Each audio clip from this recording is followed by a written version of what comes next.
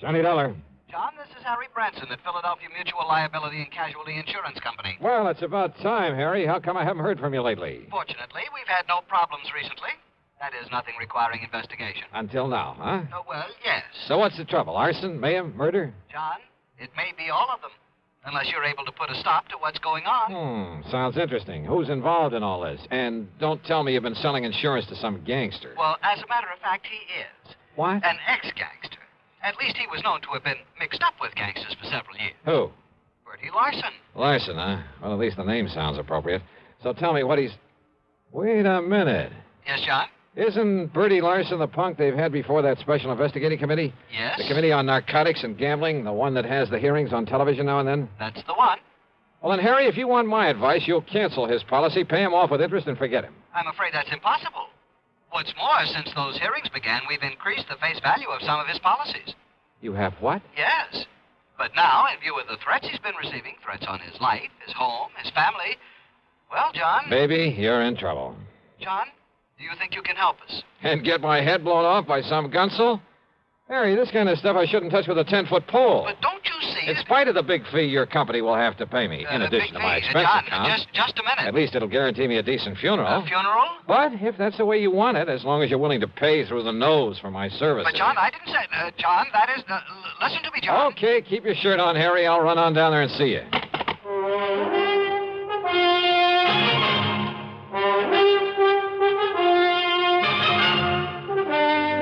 CBS Radio brings you Bob Bailey in the exciting adventures of the man with the action-packed expense account, America's fabulous freelance insurance investigator. Yours truly, Johnny Dollar.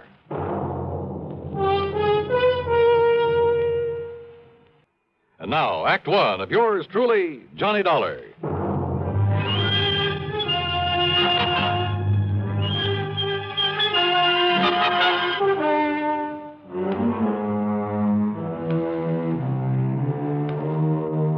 Expense account submitted by Special Investigator Johnny Dollar to the Philadelphia Mutual Liability and Casualty Insurance Company.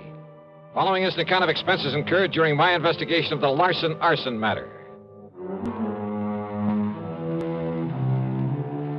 Expense account item 11120 for a train to Philadelphia and a taxi to Philly Mutual's office over on Walnut Street.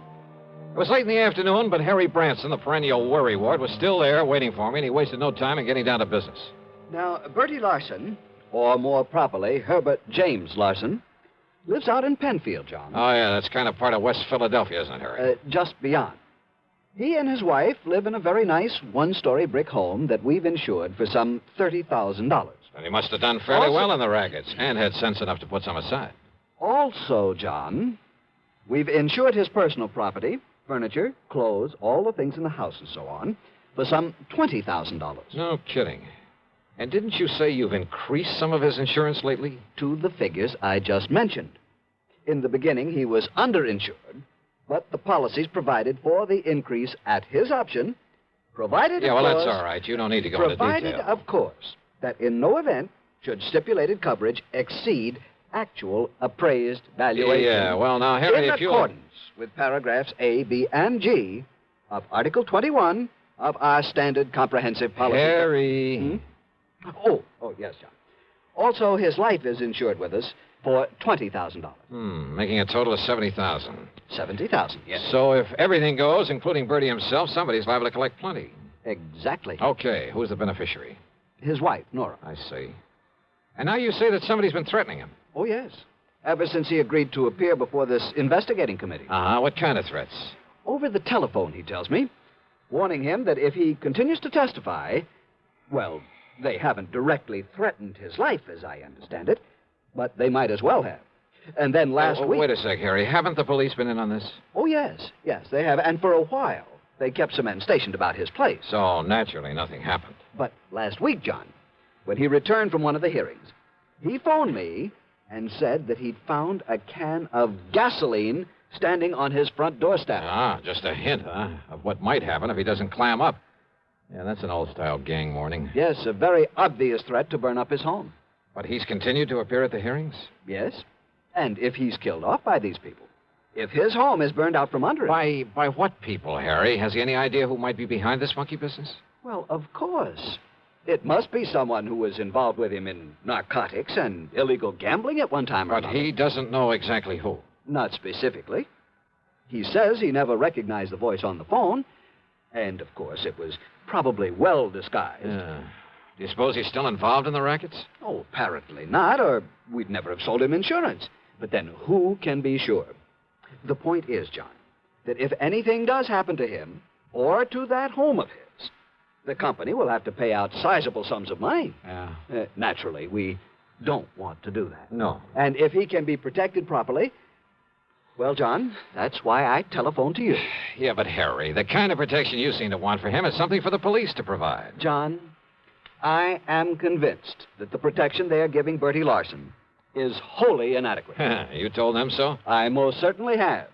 But they simply refuse to listen to me. Well, that is why I called you. Oh, I'm sorry, Harry, but it seems to me that... Well, okay. Give me his address. Tell me who the police contact is, and I'll see what I can do for you. I dropped my bags at the Bellevue Stratford. Then, having missed my lunch, I spent item 2, 5 1/4 for a drink and some early dinner. Item 3, $50 deposit on a rental car, and I headed out through West Philadelphia to the address in Penfield. As Harry had said, it was a nice place, not large, but neat and modern, sitting at the end of a new street. Apparently, there was no one home. I looked around to see if there was a patrolman watching over the place. No one. Nothing. And the street itself was deserted. I was just about to swing around and head for police headquarters when I noticed a thin streak of light from one of the rear windows in spite of the drawn shades. Yeah, I suppose I'll learn one of these days not to be so curious. But I walked quietly up the driveway beside the house. And then I heard something. Just a little sound, as though someone had quietly opened or closed a door at the side of the garage in the rear. And I suddenly caught the smell of gas, of raw gasoline. It was coming from the garage. I carefully edged my way on back there, hoping I wouldn't trip over something in the darkness that would give me away. The smell of gasoline was stronger now, much stronger. My next step was into a puddle in front of the garage door. I remember bending over to sniff at it, and it was gasoline, all right. And I remember a flashlight stabbing through the darkness behind me. But as I rose and turned...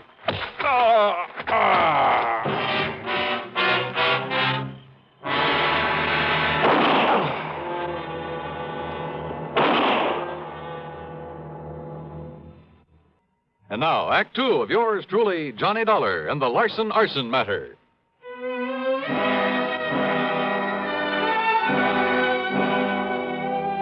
I came to in a hospital room, and I had company.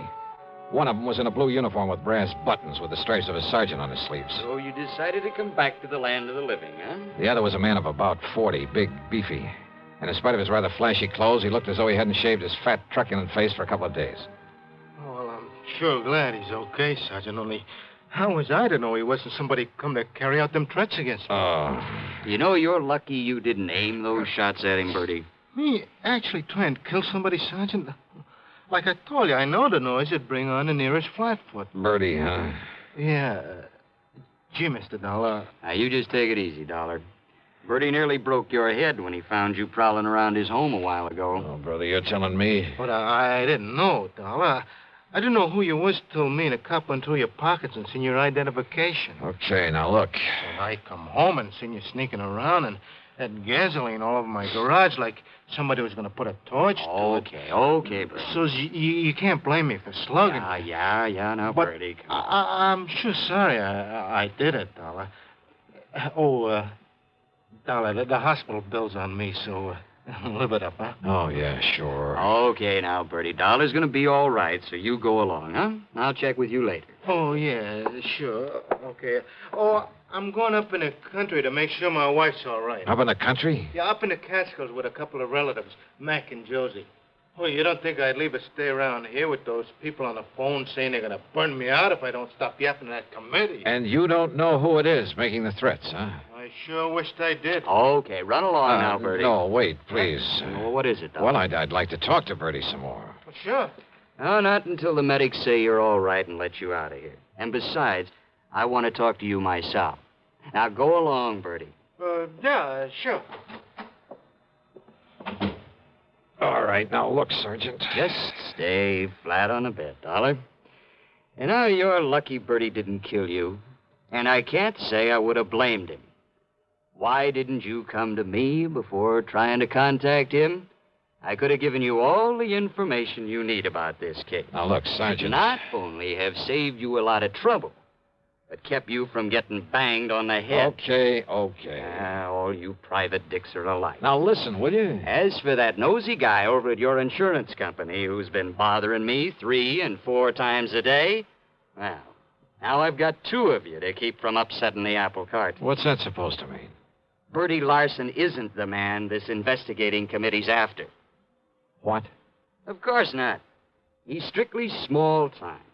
And he hasn't even been that since he served a stretch on a burglary arson rap. What about the narcotics and gambling that's under investigation? He was never any more than a messenger boy for the big shots. Well, now, what's the importance of these hearings? Now, don't you see, if the committee can hold him up as a guy who talks and doesn't get hurt by him, well, it'll help them flush out some of the others. And who knows? Maybe some of his information might have a little value, and he'd be glad to give it. Yeah? Why?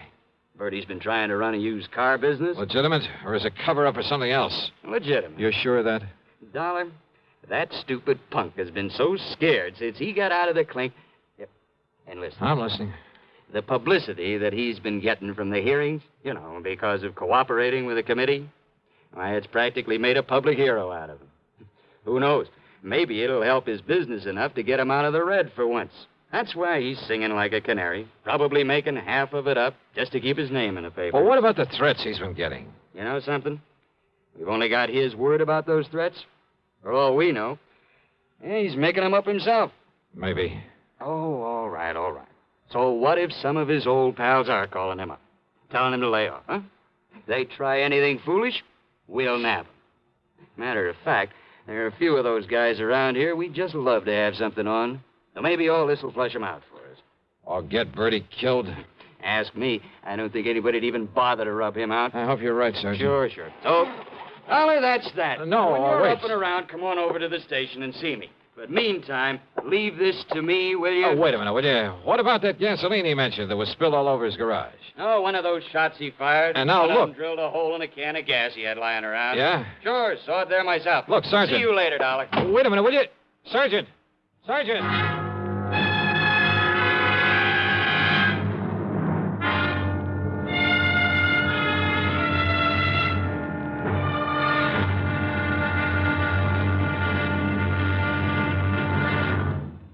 Act 3 of yours truly, Johnny Dollar, in a moment. And now, Act 3 of yours truly, Johnny Dollar.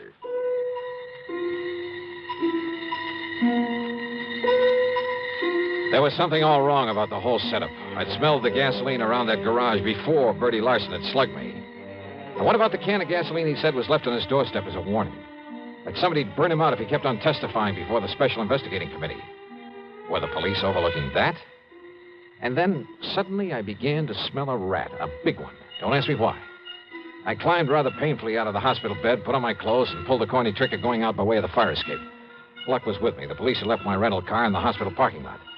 I spent on them $4.50 and a bar and a grill for a slug of brandy and some hot black coffee. But I was still feeling pretty rocky, so I took my time driving out to Bertie Larson's place again. As I stepped out of the car, I noticed a light coming from an open window at the rear, and a big sedan back in front of the garage, the trunk of it wide open. Bertie's, or the car of someone who'd come to put the torch to his home. I didn't have to wait long for an answer.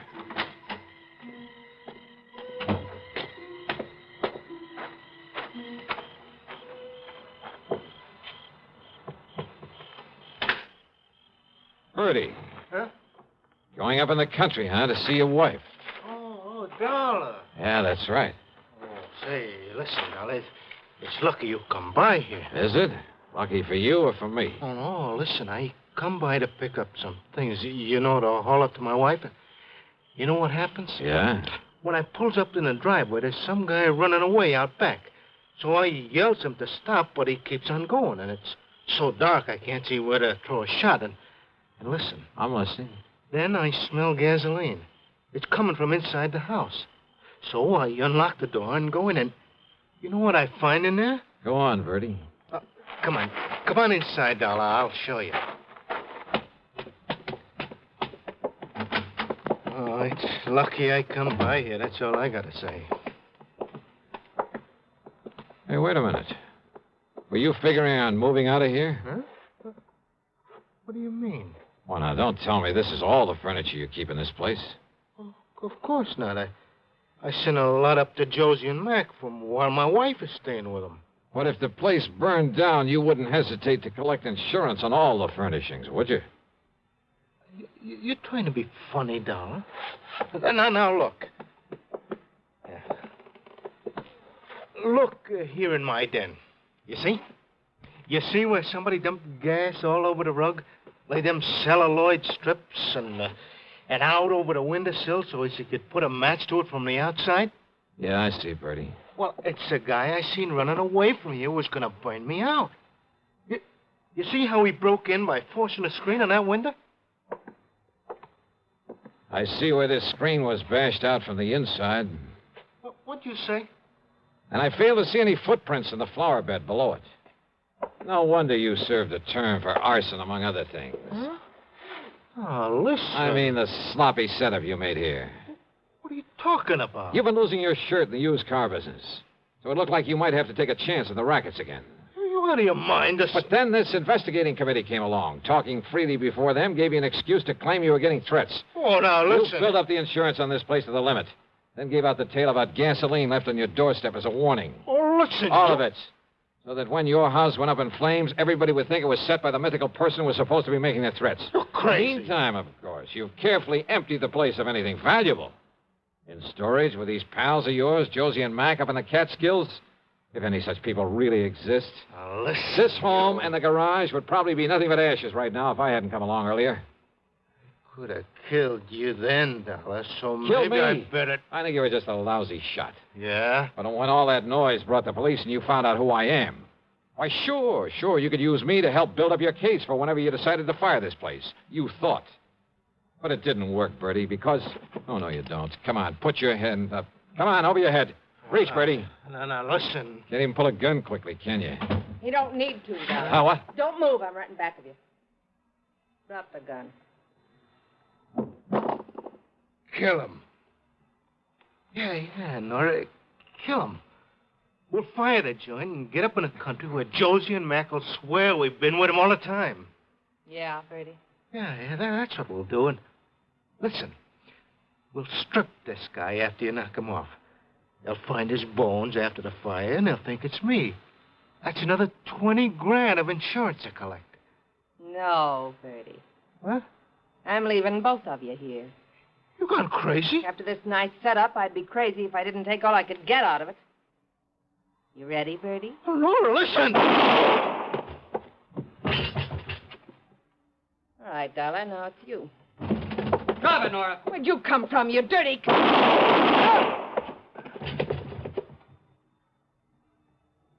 Thanks, Sergeant. Well, that's okay, Dollar. But you can be mighty glad that hospital called me up when they found you'd sneaked out on them. You know something, Sergeant? Yeah? I'm mighty glad.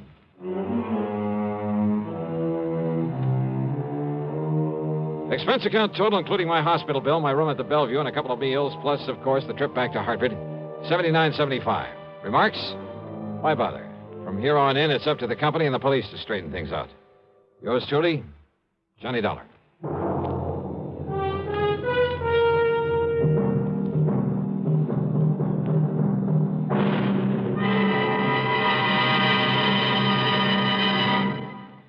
Our star will return in just a moment.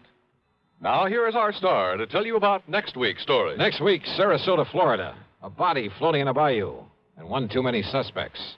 Join us, won't you? Yours truly, Johnny Dollar.